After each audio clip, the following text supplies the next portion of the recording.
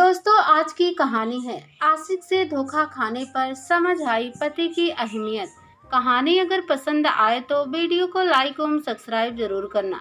चलिए कहानी शुरू करते हैं। पूनम ने चश्मा साफ करके दोबारा बालकनी से नीचे झांका और सोचने लगी, नहीं, यह सोनी नहीं है। अंशु सयानी हो गई है, अब वह दुनियादारी समझने लगी है। अनुज भी तो अच्छा लड़का है, इसमें गलत भी क्या है। दोनों एक ही दफ्तर में साथ साथ तरक्की करते जाएंगे। बिना किसी कोशिश के ही मेरी इतनी बड़ी चिंता खत्म हो गई। रात को खाने के बाद पूनम दूध देने के बहाने अंशु के कमरे में जाकर बैठ गई और बात शुरू की। बेटी, अनुज के बारे में तुम्हारा क्या ख्याल है? अंशु ने चौंक कर माँ की तरफ देखा तो पूनम शरारत भरी मुस्कान बिखेर कर बोली, भाई, हमें तो अनुज बहुत पसंद है। हाँ, तुम्हारी राय जानना चाहते हैं। राय? लेकिन किस बारे में माँ? अंशु ने हैरानी से पूछा। वह तुम्हारा दोस्त है, अच्छा योग्य लड़का है, तुमने उसके बारे में कुछ सोचा नहीं? माँ, ऐसी भी कोई खास बात नहीं है उसमें। अंशु अपने नाखूनों पर उंगलियां फेरती हुई बोली। फिर वह चुपचाप दूध के घूंट भरने लगी। लेकिन अंशु के इन शब्दों ने जैसे पूनम को आसमान से जमीन पर ला पटका था। वह सोचने लगी, क्या वक्त अपने आप को सदा दोहराता रहता है? यही शब्द तो मैंने भी अपनी माँ से कहे थे। विजय मुझे कितना चाहता था, लेकिन तब हम दोनों क्लर्क थे। पूनम तेज रफ्तार जिंदगी के साथ दौड़ना चाहती थी। विजय से ज़्यादा उसे अपने बॉस चंदन के पास बैठना अच्छा लगता था। वह सोचती थी कि अगर चंदन साहब खुश हो गए तो उसकी पदोन्नत हो जाएगी। फिर चंदन साहब खुश भी हो गए और पूनम को पदोन्नत मिल गई। लेकिन चंदन के तबादले के बाद जो नए राघव साहब आए, वे अजीब आदमी थे। लड़कियों में उनकी जरा भी दिलचस्पी नहीं थी। ऐसे में पूनम बहुत परेशान रहने लगी थी, क्योंकि उसकी तरक्की के तो जैसे सारे रास्ते ही बंद हो गए थे। लेकिन नहीं, ढूंढने वालों को रास्ते मिल ही जाते हैं। राघव साहब के पास कई बड़े बड़े अफसर आते थे। उन्हीं में से एक थे जैकब साहब। पूनम की तरह से प्रोत्साहन पाकर वे उसकी तरफ खिंचते चले गए। जैकब साहब के जरिए पूनम को एक अच्छा कवाड़ मिल गया। धीरे धीरे पूनम तरक्की की कई सीढ़ियां चढ़ती चली गई और जीवन की सब जरूरतें आसानी से पूरी होने लगी। कर्ज मिल गया तो उसने कार भी ले ली, जमीन मिल गई तो उसका अपना मकान भी बन गया। उसके कई पुरुष मित्र थे, जिनमें बड़े बड़े अफसर व व्यापारी वगैरह सम्मिलित थे। जितने दोस्त उतने तोहफे। हर शाम मस्त थी और हर मित्र मेहरबान। उन दिनों वह सोचती थी कि जिंदगी कितनी हसीन है। परेशानियों से जूझती लड़कियों को देखकर वह यह भी सोचती कि ये सब अक्ल से काम क्यों नहीं लेती। एक दिन पूनम को पता चला कि उसके पहले प्रेमी विजय ने अपने दफ्तर में काम करने वाली एक क्लर्क युवती से शादी कर ली। क्षण भर के लिए उसे उदासी ने आ घेरा, लेकिन उसने खुद को समझा लिया और फिर अपनी दुनिया में खो गई। समय अपनी रफ्तार से दौड़ रहा था। अच्छे समय को तो जैसे पंख ही लग जाते हैं। वक्त के साथ साथ हरे भरे वृक्ष को भी पतझड़ का सामना करना ही पड़ता है। लेकिन ऐसे पेड़ तो सिर्फ माली को ही अच्छे लगते हैं, जो उन्हें हर मौसम में संभालता सजाता रहता है। आते जाते राहगीर तो सिर्फ घने फलों से लदे पेड़ ही देखना चाहते हैं। बात पेड़ों की हो तो पतझड़ के बाद फिर बहार आ जाती है। लेकिन मानव जीवन में बहार एक ही बार आती है और बहार के बाद पतझड़ स्वाभाविक है। पूनम तेज रफ्तार से दौड़ती रही। यौवन का चढ़ता सूरज कब ढलने लगा, वह शायद इसे महसूस ही नहीं करना चाहती थी। लेकिन एक दिन पतझड़ की आहट उसे सुनाई दे ही गई। वह एक सुहावनी शाम थी। पूनम मदन का इंतजार कर रही थी। उस शाम उसने पीले रंग की साड़ी पहनी हुई थी, जिसका बॉर्डर हरा था। सज संवर कर वह बहुत देर तक पत्रिकाओं के पन्ने पलटती रही। मदन से उसकी दोस्ती काफी पुरानी थी। हर सप्ताह उसकी 2 से 3 शामें पूनम के संग ही व्यतीत होती थी, लेकिन उस शाम वह इंतजार ही करती रही। मदन ना आया। पूनम उलझी उलझी सी सोने चली गई। उलझन से ज्यादा गुस्सा था या गुस्से से ज्यादा उलझन, वह समझ नहीं पा रही थी। कई बार फोन की तरफ हाथ बढ़ाया, लेकिन फिर सोचा कि घर पर क्या फोन करना, क्या पूछेगी और किससे पूछेगी।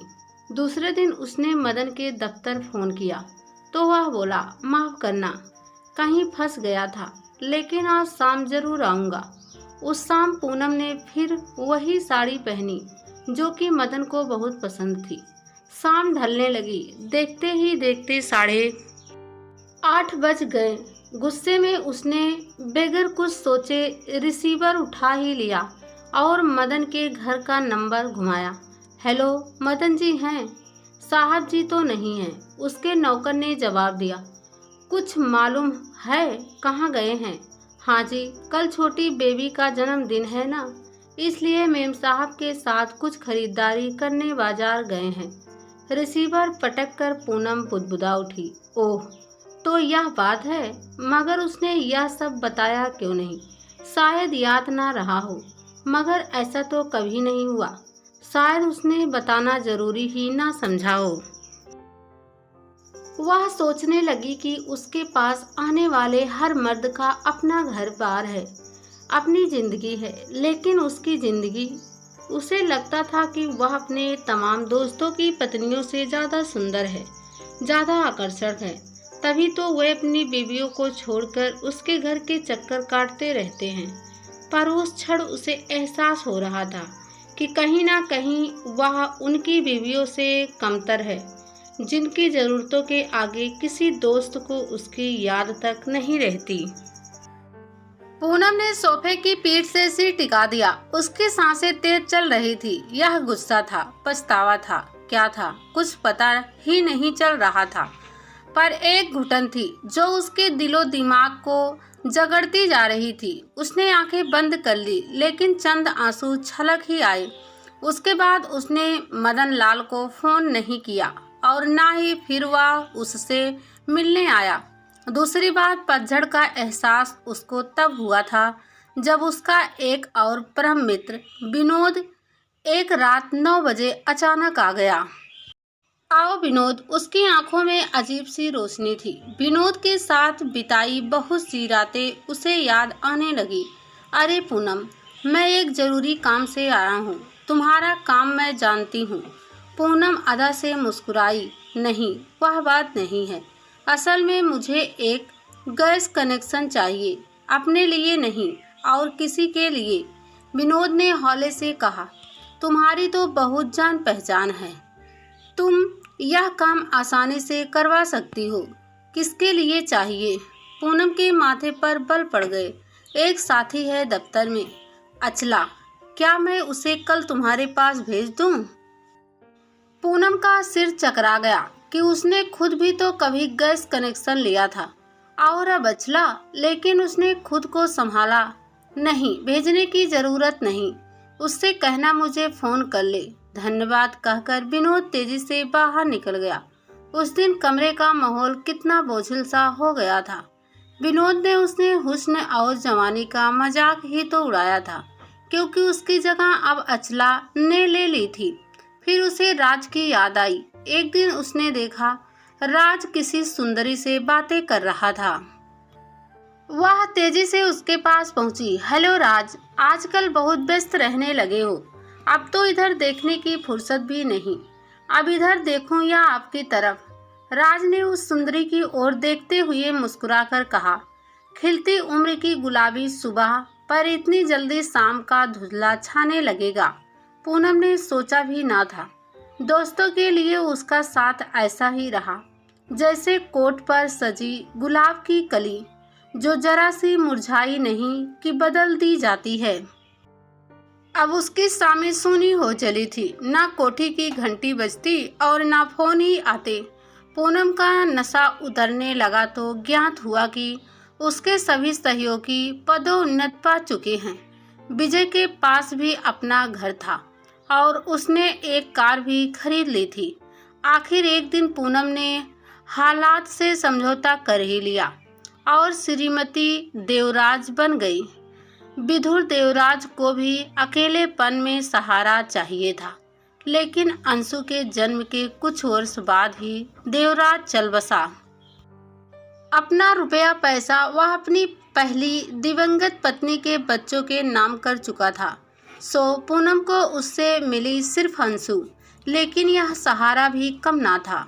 अंशु को पालते पोसते पूनम ने जीवन के काफी वर्ष काट दिए।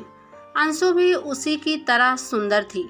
वह सुंदरता उसे विरासत में मिली थी, लेकिन अभी जो शब्द उसने कहे थे वह भी तो विरासत में मिले थे। पूनम तड़प उठी।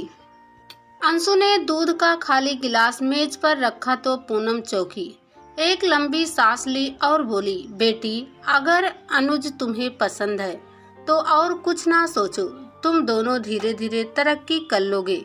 अभी उम्र ही क्या है। अंशु उदास सी माँ को देखती रही। पूनम ने और कुछ ना कहा, गिलास उठाया और कमरे से बाहर निकल गई। रात के 11 बज चुके थे, लेकिन पूनम की आंखों से नींद बहुत दूर थी। एक ख्याल उसके इर्द गिर्द मरड़ा रहा था कि काश विजय उसके पास होता। यह कोठी, यह दौलत और यह कार ना होती, साफ सुथरी जिंदगी होती, विजय होता और अंशु होती। दूसरे दिन अंशु ने धीरे से कमरे का पर्दा हटाया तो पूनम बोली, आओ बेटी। माँ। अंशु पलंग पर बैठ गई। माँ, वह कहते हुए हिचकिचा सी रही थी। बोलो बेटी, पूनम ने प्यार से कहा। आपके आने से पहले ही अनुज का फोन आया था क्या? शादी के बारे में? जी, फिर तूने क्या कहा? मैं सोचती थी अनुज एक मामूली क्लर्क है, आप अपनी शान के आगे अभी भी क्लर्क दामाद को बर्दाश्त नहीं करेंगी। इसलिए क्या? इसलिए मैंने उसे मना कर दिया। यह तूने क्या किया बेटी? अनुज जो कुछ तुम्हारे लिए कर सकेगा वह और कोई नहीं कर सकेगा। पूनम शून्य में घूर रही थी, लेकिन हर ओर उसे विजय का भोला भाला चेहरा दिखाई दे रहा था। जब वह बड़े बड़े अफसरों के साथ घूमती थी तब विजय की उदास आंखें उसे हसरत से देखा करती थी। उन आंखों का दुख, उदासी, उस दिल की तड़प उसे रह रह कर याद आ रही थी। उसने अंशु की तरफ देखा, वह भी खामोश बैठी थी। थोड़ी देर बाद उसने कहा, बेटी एक बात पूछूं? अपनी सहेली समझकर सच सच बताना। अंशु ने सवालिया नजरों से माँ को देखा। तू अनुज को पसंद तो करती है ना? हाँ माँ, अंशु ने धीरे से कहा और नजरें झुका ली। अब क्या होगा मेरी बच्ची, तूने मुझसे पूछा तो होता। क्या वह फिर आएगा? पता नहीं, अंशु ने भर्राई आवाज में कहा और उठकर चली गई। सुबह पूनम उठी तो सिर बहुत भारी था। शायद 10 बज रहे थे। रविवार को वैसे भी वह देर से उठती थी। उसने पर्दे सरकाए और बालकनी में जाकर खड़ी हो गई। अचानक नजर नीचे पड़ी। अनुज और अंशु नीम के पेड़ की आड़ में खड़े थे। वह धीरे धीरे पीछे हो गई और अपने कमरे में लौट आई। आराम कुर्सी पर बैठकर उसने अपना सिर पीछे टिका दिया। देर तक पूनम इसी मुद्रा में बैठी रही। फिर किसी के आने की आहट हुई तो उसने भीगी पलकें उठाई। सामने अंशु खड़ी थी। माँ, वह आया था। फिर वही कहने। पूनम टकटकी बांधे उसके अगले शब्दों का इंतजार करने लगी। माँ, मैंने कहा। तूने क्या कहा? वह लगभग चीख पड़ी। मैंने हाँ कह दी मेरी बच्ची। पूनम ने खींचकर अंशु को सीने से लिपटा लिया और बुदबुदाई, शुक्र है तूने माँ की हर चीज विरासत में नहीं पाई। क्या माँ, कुछ कहा? अंशु ने अलग होकर उसके शब्दों को समझना चाहा। कुछ नहीं बेटी, हमेशा सुखी रहो। और उसने अंशु का माथा चूमकर उसे अपने सीने से लगा लिया।